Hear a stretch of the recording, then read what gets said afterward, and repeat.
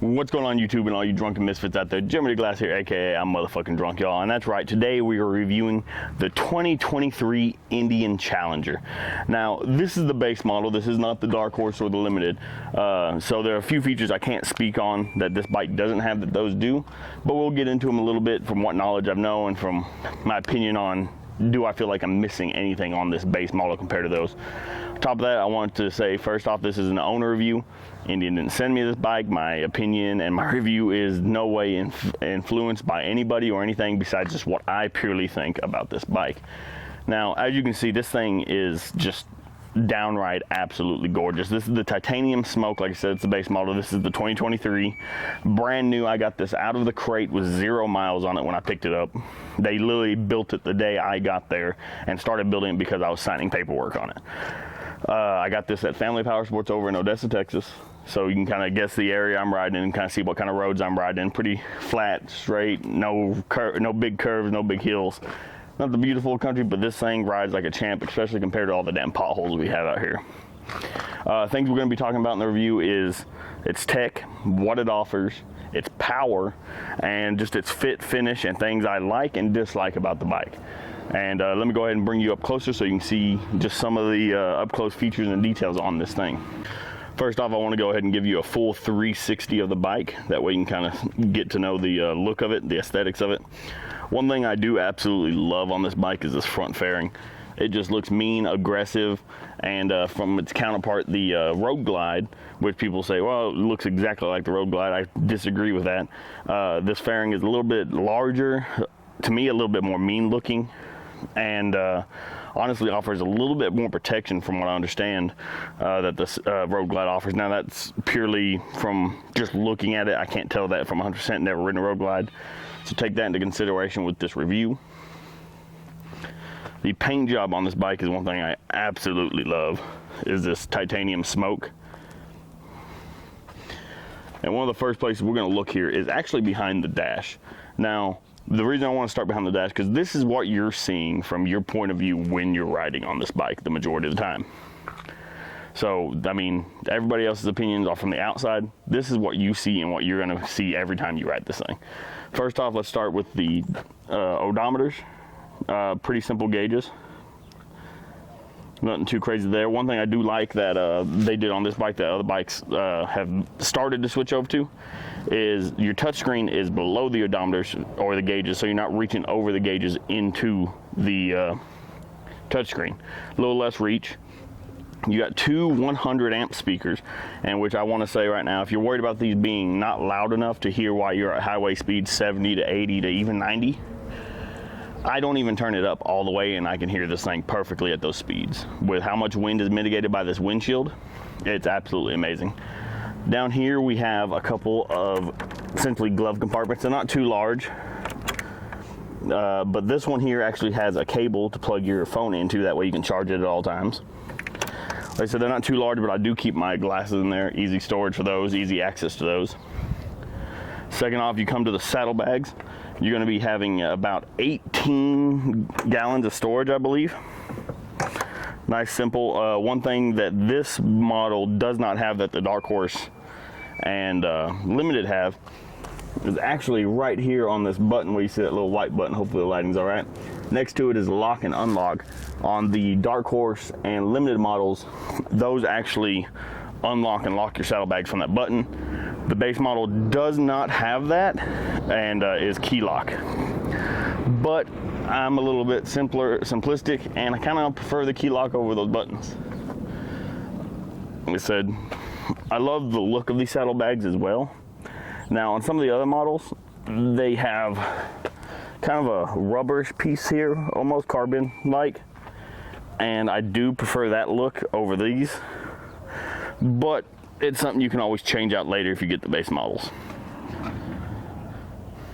Now, some of the features of this bike, let me go ahead and get into those here in a second once we get the camera set up. Now, some of the features that this bike offers, once we actually start it up here, make sure I'm still in angle there. You have your power button here. You hit that. Obviously everything comes on. You get this nice little display here on the screen. Indian motorcycle with the smoke coming around and everything looks gorgeous, like watching a little movie. You do come up with a warning. Failure to pay attention to operating this vehicle could result in loss of control, injury, or death. Always concentrate on the riding. For the safety power program system, then that goes away after a little bit, or you can just hit it immediately and make it go away. After that, this is a 7-inch touchscreen display.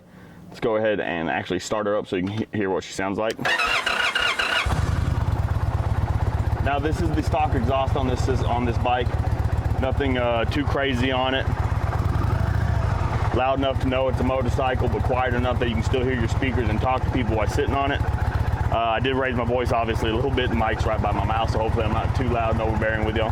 Now, on your right hand here, you have your cruise control, your power, your start and stop.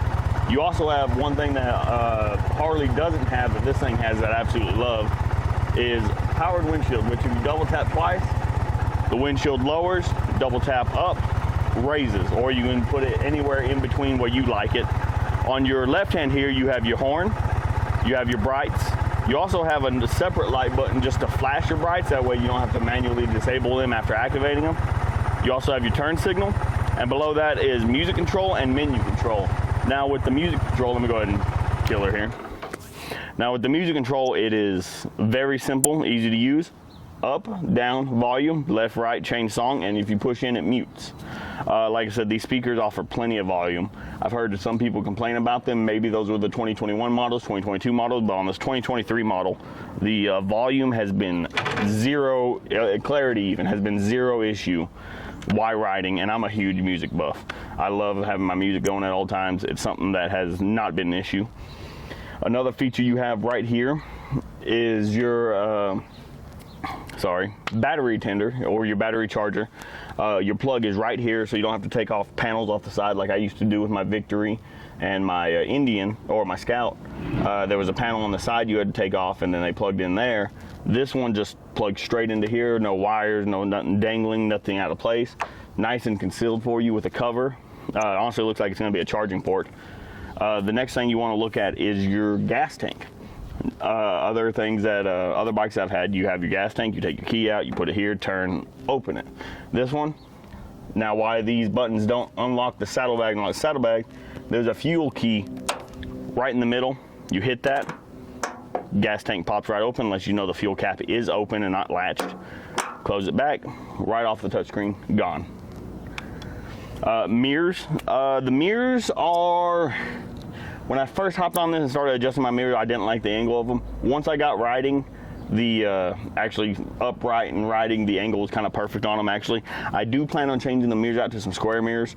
I have some of mine from Kuryakyn, and there are lots of things I am going to be doing to this bike to upgrade it, and well, I say upgrade it, change the aesthetics of it a little bit to make it a little bit of its own. Now, really, let's talk about dislikes. Oh, man. Dislikes is hard to say. I've yet to find anything I don't like on this bike. I do actually have one. Right here, there's a screw that is just plainly out in the open. They could have put a little rubber cover or something on that to change that. And it also bugs me because I got a little bit of OCD and it's not even centered in the hole. So that does bug me. That's about the only dislike I have. On this bike, you do have the Brembo brakes. They have plenty of stopping power, which of course you should be using your engine brake anyway, more than the brakes, but they have more than enough stopping power on them. ABS, traction control, all comes with this bike. Like I said, the only technology that doesn't come with it when it comes to riding is your SmartLink technology. That is about one of the only features on this bike that, or is not on this bike, that I wish I had, but at the same time don't know if I'm gonna miss it not having it because I've never ridden with it before. Features that I like, I mean, like I said, the fit and finish, this bike is just absolutely gorgeous. One thing I do want to iterate on is a lot of other reviews, they say, I'm not a fan of the dash because it's plastic. When I heard that, I was kind of worried that this was going to be like a cheaper plastic. You do not have to worry about that when it comes to this bike. This plastic is solid. It's not cheap. It's definitely doesn't even feel cheap to the touch. It doesn't even have any give on it when you push on it. So that was a relief to see. And some of the other things, I did hear, haven't experienced it yet because the bike is still pretty brand new to me. These latches, I've heard a lot of people say these latches break. after a little bit, and they have to go back and get it fixed under warranty, which luckily it is under warranty, though they will just fix that. When I talked to the Family Power Sports, they said they have yet to have anybody come in saying that those broke. So that is a big plus. Maybe it's just a couple off things that a couple of people who did reviews ran into, and a lot of the people who have the bike that don't do reviews haven't ran into. One thing I do have to say that I do have to go back to Family Power Sports for when I do my break-in oil change. I haven't even gotten the break-in period yet, so take that into consideration in my review. On this bike, the headdress is supposed to light up, or the war bonnet on the front is supposed to have an LED strip in the middle. That light is not coming on, and I didn't notice it when I first got the bike. I didn't notice it until I got it home, sitting in the garage, came in and parked at nighttime, noticed the war bonnet wasn't lit up. So when I take my back for my 500-mile oil change, I'm pretty sure they're just going to take it right in and get that fixed up for me. No ifs, ands, or buts with it being under warranty. Trying to think of power. Let's talk about how this thing rides. Let me go ahead and hop off here and adjust the camera real fast. So let's go ahead and talk about how this motorcycle rides. Now, this motorcycle right here is considered a performance bagger, which luckily being a bagger, actually considered a bagger, brings it into a touring section of insurance, which actually brings the insurance down from most muscle bikes, etc., and bikes like that. Now, the power on this thing, to give a comparison, I owned an Indian Scout, I owned a Dark Horse Springfield, and I've owned a Victory Hammer S. The Scout, one of my favorite bikes, nimble, extremely fast. The Springfield didn't have too long with it. Enjoyed it, nice on the highway, drove like a Cadillac, but the power wasn't as much there. You switch over to the Victory Hammer S, which is considered a muscle bike. Lots of power in it, lots of torque, big fat tire on the back. And then I come from the Victory to this thing, and from the first twist on that throttle coming out onto the road, I noticed this thing is so much more powerful than the Victory Hammer S. This thing is claiming to be putting out 122 horsepower. I can't remember the torque. I believe it's like 128. Don't quote me on the torque. I know the horsepower they're claiming 122. It is the Power Plus 108 cubic inch engine. I can't remember exactly what the CCs are coming in at, but I'm pretty sure you can find the specs just as easy, if not easier than you found this video. But the power is insane, and it does have 3 ride modes. It has rain, standard, and sport. I have not yet to take it even out of standard and put it into sport because I'm scared this thing is going to have too much power then. For example, coming off onto a highway in 3rd gear, about 30 to 40, I gave it maybe a quarter throttle to half throttle, and it felt like the tire on the front was going to pick up off the ground. That's how much power and torque this bike actually holds. Now, with that being said, with how large this bike is, being the front fixed front fairing and the saddlebags, this thing handles incredibly well. Coming from those smaller bikes, which I say smaller, the Springfield's a little bit heavier bike running like 1800 cc's. Same with the Hammer S running like 1780 or something like that. Handling wise, I've had 0 issue besides just hopping on it the first time and a quick learning curve. Before I was even out of the town that I bought it at, this bike already felt like I knew how to ride it perfectly. Given that I've been riding for about 9 years now, like I said, it just handles like a beaut. I believe you have a 30-degree lean angle on this bike, which is quite the lean angle for a bagger. Now, upgrades. What am I looking to upgrade on this bike? One thing that the Dark Horse and Limited come with that this bike doesn't come with is highway bars for engine guards. Now, I've already ordered my engine guards, already have them coming through. I found them on Amazon with the engine guard and the saddle guards for, I believe, roughly $339, I want to say, somewhere around that mark. They're a MoFun, the company's called MoFun, I believe, and not too bad of a deal. Then I have a sissy bar coming in to put on the back. It's called the Excalibur sissy bar, I believe. Is the best way to find what it looks like, is how you look it up. Comes to a point, I think that's going to look good. And then I have just a license plate accent I want to be throwing on. After that, upgrades I'm going to be looking into is exhaust. Now, I've had a few people tell me like, well, why do you want to upgrade the exhaust? You won't be able to hear your music. And that was the concern I expressed to Power Sports whenever I was telling them I want an exhaust. And they said they had a case like that. Guy came in, bought the biggest, loudest exhaust he could get, started jumping up like a little schoolgirl whenever they started it up, and then came back a week later and said the exhaust is too loud, he can't hear the music. Now, I told them that I didn't want to run into that scenario, so they said a mid-baffle should be more than enough to still make a statement in town or while it's sitting, but on the highway level out to where I'm not overbearing the music, and which is exactly what I'm looking for, and I'm going to be upgrading to that. I do actually plan on upgrading the speakers in the future. That's a little bit pricier. I do want to add the saddlebag speakers is what I want to do. Leave these speakers alone, add the saddlebag speakers. Other upgrades, like I said, I'm adding the mirror on just because I want to make the bike its own. The mirror's going to be unique looking, and not really too much there. Like I said, the mirrors, they're a little small for me, I will say that, when they come to that point like this. So I am actually going to get more of a square mirror, square style mirror. I'll be upgrading the intake as well. When I get the exhaust, I'll be doing a stage 1 kit on it, obviously, just to make the bike run a little bit better, and it will up the horsepower very slightly, maybe 2 to 5 horsepower is what they told me, so that's not too bad at all.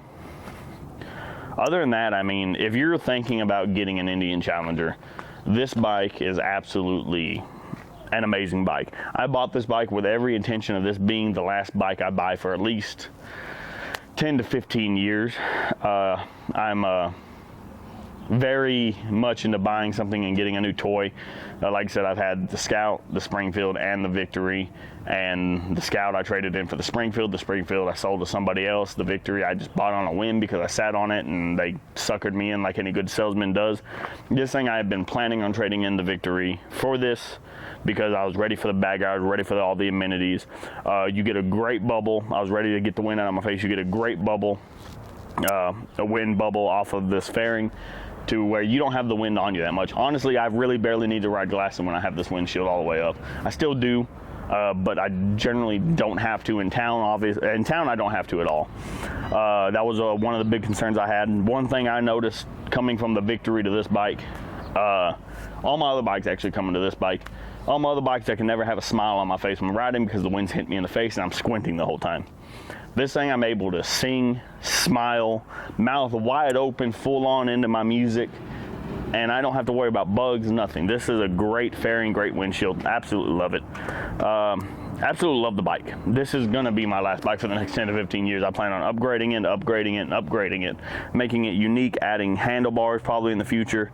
Let's speak about the handlebars real quick. That's something I didn't touch on. If you're still watching and want to know about the handlebars and why I didn't touch on it, this is the standard handlebar that comes with the base model. I believe it's the Dark Horse and the Limited. You can order them with the base or the reduced reach, but the base handlebars, standard handlebars, absolutely perfect position. I don't really need to touch them. I'm going to add some handlebars that look a little bit better, have a little bit more aesthetic to them to make it unique. But as far as positioning on them, they're perfect. You really don't have to upgrade them. Sitting there thinking that I am going to upgrade these to heated grips. I think that runs around 300. I'm going to be upgraded to the heated and cool seat that they offer for this as well. Man, and other than that, I can honestly go on. As you can tell, this video is already getting long-winded. I can honestly go on all day and talk about what I like about this bike, because there's honestly only that one thing I don't like about this bike. Everything else I could go on all day talking about it. Other than that, man, if you're really considering getting, even if you're considering another bike and you want a fixed fairing bike or more of a touring bike, before you purchase, I would 100% recommend go sitting on this. Go give Harley a shake, go give the Indian a shake, go give Yamaha and all them a shake too. You know, you never want to buy a bike, especially something that's you know, as big as a purchase as these can be, and sit there, well, what if I like that other one better?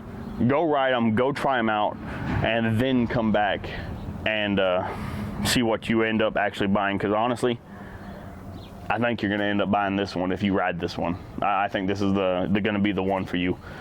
Comfort wise, I can tell you this thing more than comfy on the road. I've had zero issue with the seat. I'm pretty sure it's a gel seat. I've had zero issues with comfort on this at all, and I've sat on Harley Road Glides, and I've sat on some other bikes too, and even just from the moment you sit down, this thing's more comfortable than the rest. So other than that, I'm gonna go ahead and end the review, because like I said, I can go on all day talking about this bike and showing it off. Really the only way you're gonna appreciate this bike is go see them for yourself, go ride them yourself, and that's the only way you're going to get the true experience. I hope this video helped you. If it has, hit that like and subscribe button. If not, hit the dislike button so I know you didn't like it, and tell me, leave a comment down below on why you didn't like the video or why you liked the video. Every little bit helps the channel, and as always, stay motherfucking drunk, y'all, but saying that, make sure you ride and drive responsibly.